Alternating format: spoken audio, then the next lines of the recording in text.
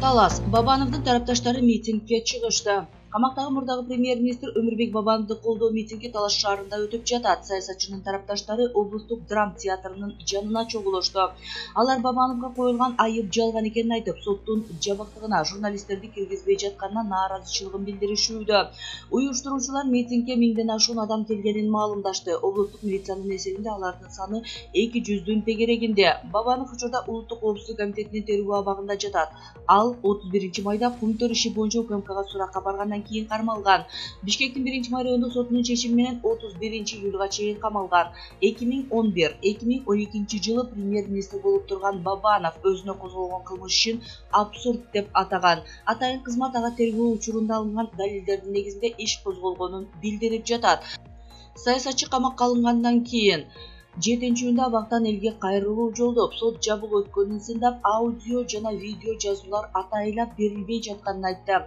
Адвокат Амантур Абдрахманов 8-июнда Өмүрбек Бабановдун бөгөт чарасына байланыштуу Бишкек шаардык сотко даттанган.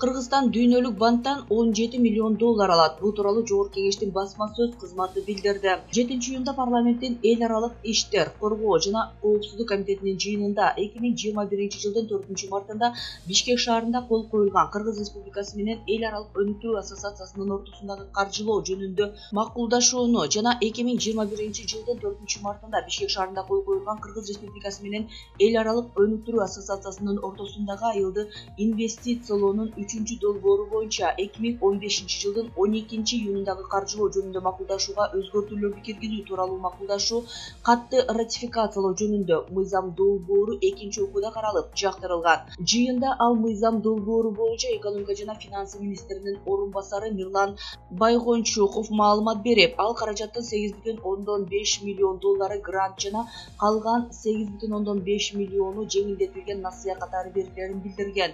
Насыянын мөөнөтү 38 жылга эсептелип, үстөгү 0,75% деп белгиленген. Ош облусу кызыл зонага кирди. Ош облусу жана шаары кызыл зонага киргизилди. Бул тууралуу брифингде саламаттык сактоо жана социалдык өнүктүрүү министринин орун басары Жалалиддин Рахматуллаев билдирди. Ош облусунда акыркы учурда вирус жуктургандардын саны өсүүдө. Буга байланыштуу бүгүн Ош шаарындагы Навай мектебинин спорт залына стационар уюштурулду. Бабанов: мен жөнүндө ушул фейкти жазган адамды Аллахым урсун, үй-бүлөсүн жана балдарын Аллах урсун. Экс-премьер-министр Центррадан 150 миллион доллар алган жокмун деп ишендирүүдө. Анын айтымында, Кумтөр көптөгөн адамдардын башын жуткан жана жута берет. Мурунку премьер-министр Өмүрбек Бабанов Центррадан акча алган жокмун деп ишендирип, ал жөнүндө жалган маалымат тараткандарды Кудай жазалайт деп үмүттөнөт. Бабановдун кайрылуусу анын Фейсбуктагы расмий баракчасында жарыяланды.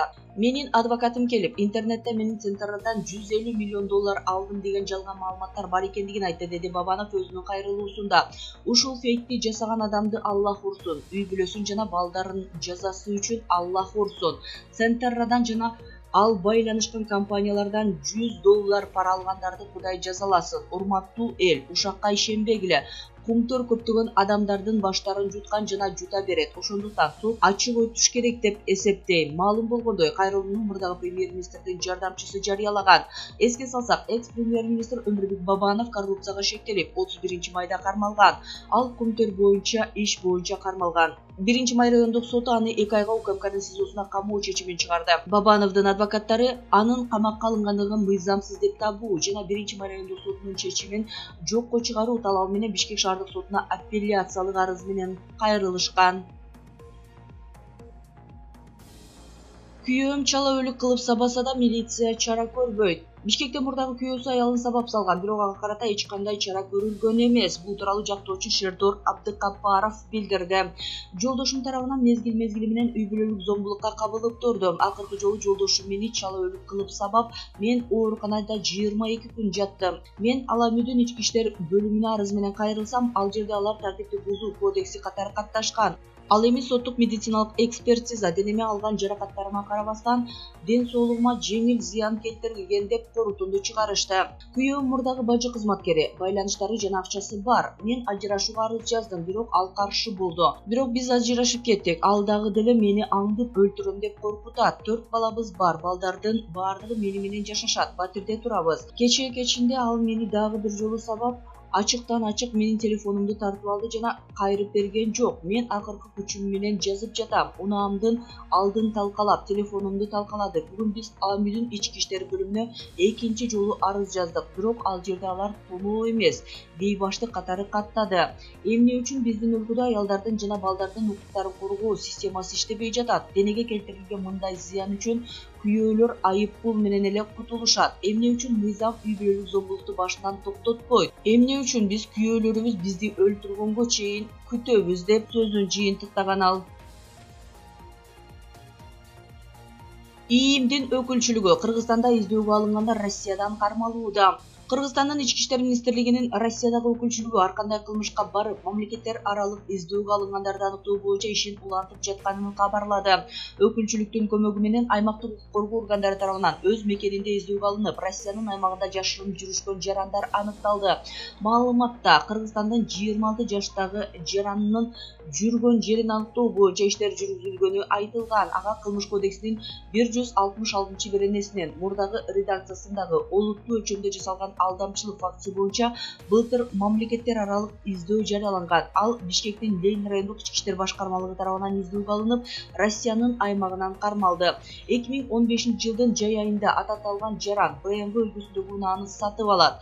Ал үчүн болгону $1000 берип, калган каражатты кийинчерээк берүүнү убадалап, соодалашкан тарапты ишендирет. Бирок бир айдан соң BMW унаасын башка автокөлүккө алмаштырып, из жашырып кеткен. Учурда издөөнү демилгелеген тарапка билдирүү жөнөтүлүп, шектүү Москва шаарындагы тергөө абагына киргизилген. Минск конвенциясына ылайык аны өткөрүп берүү маселеси чечилип жатат. Биргелешкен аракеттердин натыйжасында Москва шаарынын аймагында Кыргызстандын жараны Ысык-Көл облусунун тургуну 36 жаштагы келиндин жүргөн жери аныкталып кармалды. Ал Кыргызстандын аймагында кылмыш жасаганы үчүн издөөгө алынган. Шектүүгө 2021-жылдын башында Кылмыш кодексинин 268-беренеси ири көлөмдөгү наркотикалык заттарды мыйзамсыз сактоо, сатуу максатында эмес, Бишкектин Октябрь райондук милициясы тарабынан издөө жарыяланган. Эми кармалган адамды кылмыш жообуна тартуу үчүн белгиленген тартипте Кыргызстандын компоненттүү органдарына өткөрүп берүү боюнча маселе чечилип жатат. Россиянын аймагынан издөөдө жүргөн дагы бир кыргызстандык 36 жаштагы жаран кармалды. Ош облусунун тургуну Баркендик Кызыл Кыя шаардык милициясы тарабынан издөөгө алынган. Ал бейбаштык кылмышына шектелип, 2016-жылдан бери издөөдө жүргөн. Кийинчерээк ага мамлекеттер аралык издөө жарыяланган. Учурда шектүүнү Кыргызстанга өткөрүп берүү боюнча маселе чечилип жатканы маалым болду. Ош базардагы жайма базарды крышевать эткен Алтынбек Маматов убал сууктон коркпойбу? Бишкектиктер жакшы билген Ош базардын ичиндеги жайма базар көйгөй жаратып келет. Кезинде Бишкектин мэри болгон Иса Өмүркулов бул жайма базарды түп орду менен жокулууга жетишкен эле. Андан кийин эле ал жайма базар кайрадан каптап кетти. Муну тескей турган Ленин районунун акиминин орун басары Алтынбек Маматов көзүм көрбөсө мейли, көчүрүмдү бөрү жесин логикасы менен унчукпай олтурганы кандай? Гезитибиздин өткөн сандарында кайрылуу кылдык эле, жооп берип болгонго жараган жок. Көрсө акимдин орун басары Алтынбек Маматов Ош базардагы жайып соода кылгандарды крышевать этет экен. Жайма базарчылардан күн сайын алчуусун алып коюп, көрмөксөн болуп отурган Алтынбек мыйзамдуу соода сатык кылып аткандардын убалына калып атканын сезди бекен. Ай ушу сезген жокко. Бети, уяты болсо чечкиндүү кадамга барып, эмдигиче Ош базарды зымга тизгендей кылып тартипке келтирип койбойт беле, туурабы? Акча дегенде атасын сатып жибергенге даяр Маматов сыяктуулар теске отурганда Ош базар эч качан тартипке келбейт. Мындай ириткилерден кутулууга убакыт келип жетти го, я. Булак де факто.